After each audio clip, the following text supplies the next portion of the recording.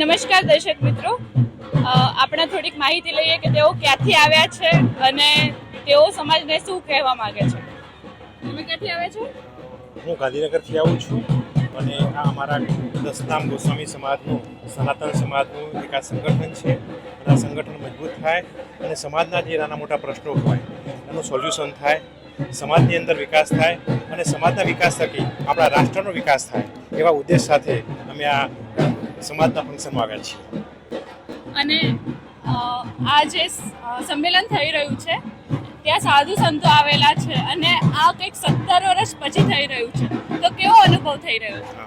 ખૂબ લાંબા સમય પછી અમારા એક આખા રાજ્યનું મહાસંમેલન યોજાઈ રહ્યું છે, ત્યારે સાધુ સંતોના આશીર્વાદથી આ સંમેલન ખૂબ જ સફળ રહે, સમાજના જે નાના મોટા પ્રશ્નો હોય, અંધશ્રદ્ધાઓ હોય એ દૂર થાય અને રાષ્ટ્રના વિકાસમાં અમારો સમાજ કેમ વધુ મદદરૂપ થાય એવી અભિલાષા સાથે અમે અહીં આવ્યા છીએ.